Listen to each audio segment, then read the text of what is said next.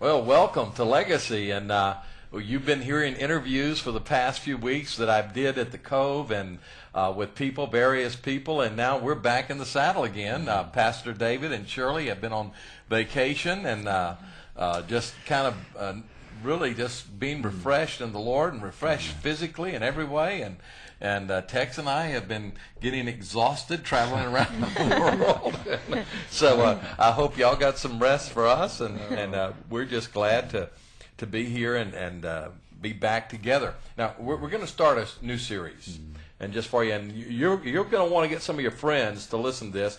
It's financial prosperity done God's way. Yeah. Not man's way, not the way you hear even sometimes on Christian television, but God's way, and some biblical principles, and I think it's going to be really helpful. You know, when we talk about ministry, David, it's the word ministry can be translated service. That's right. You know, and we're just trying to help people, and that's what we want to do here. Just offer some help to God's people, to anybody who'll do things God's way, and so we want to talk about that. This first session, we're going to be talking next week about giving, and then the following week about investing.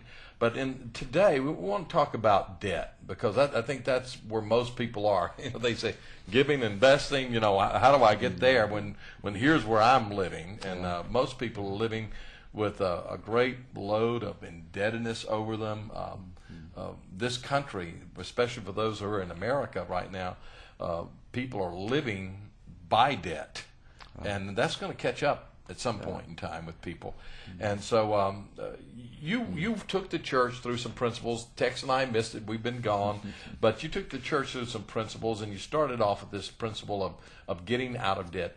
First of all, tell us why you did this series, and then let's go into some of the principles. You know, and Shirley could help give some of that reasoning as well. But we have, you know, and I know this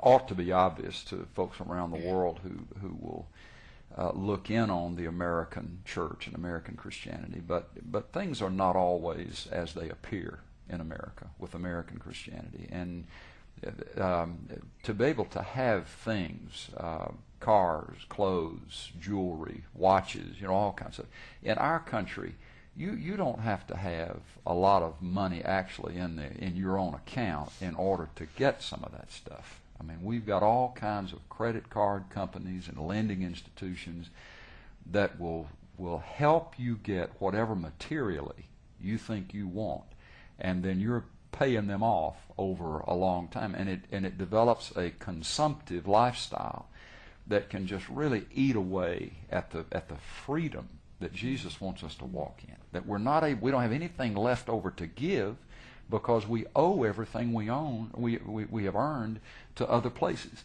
We see that in our congregation just as a temptation, as a tendency. And so, you know, the desire to help folks move into that place of freedom that the Lord intends. And then also, we just are concerned that some of what is preached and presented about how God evaluates success, that it's always going to be in terms of financial prosperity, visible financial prosperity, and how you match that up with the way Paul lived and Peter lived and even Jesus lived, that lived very simply, but they had everything they needed, and they were full of joy and full of happiness. That's from a pastor's heart. That's some of the motivation. That old Billy Hobbs saying, "Live simply so that others can simply live." Simply live. That's right. I do. There were a few verses that we really felt were important to set a biblical perspective on this matter of prosperity as far as God sees it. This is really interesting out of Proverbs 30. Two things I asked of thee, do not refuse me before I die. And listen to these words. Keep deception and lies far from me. Give me neither, Sammy, poverty nor riches. Feed me with the food that is my portion, lest I be full and deny thee and say, who is the Lord? Or lest I be in want and steal and profane the name of my Lord. This is Solomon. Solomon, who was blessed so much financially, but his prayer was, Lord, give me what you know is my portion. Don't let me give me neither poverty nor riches. That's just so that's a perspective I think so important. Philippians 4. This is Paul writing from a prison cell. The earth, a human writer of most of the New Testament. Here is from the chosen instrument of God. But I rejoiced in the Lord greatly that now at last you have revived your concern for me. Not that I speak from want, for I have learned, Paul said, to be content in whatever circumstance I am.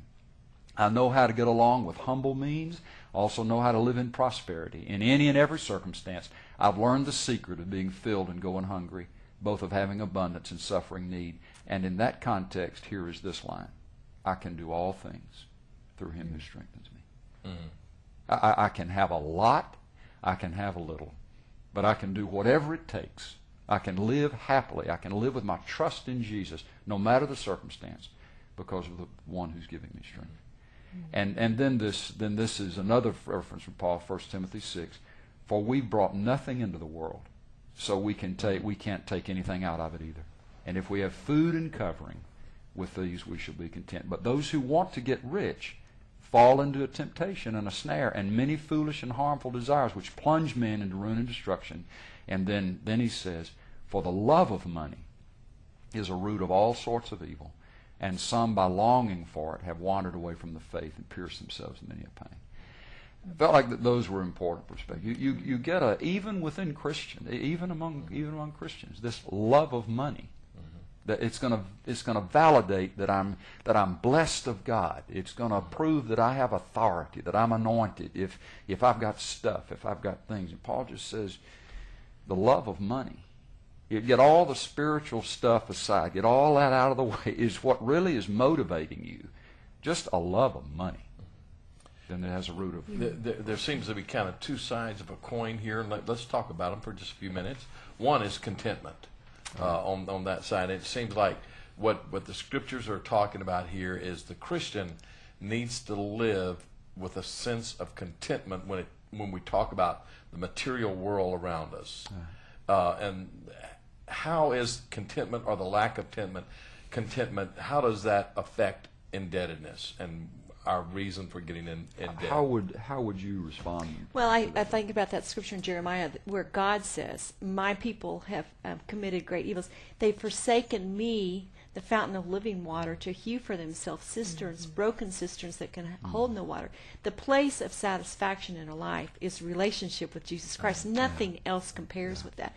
But when we're not in that place and we're looking for satisfaction in, if I remember a time when I saw a beautiful bedroom furniture set, and I just thought, if I had that dresser, then I would be something.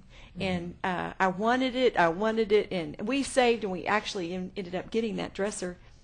But it was my old lingerie that went into the dresser. And and I remember as I loaded my clothes into my new dresser, oh no, it's still me. That my clothes are going into this dresser. I needed the queen's clothes to go in the dresser to make it all that I thought it needed to be.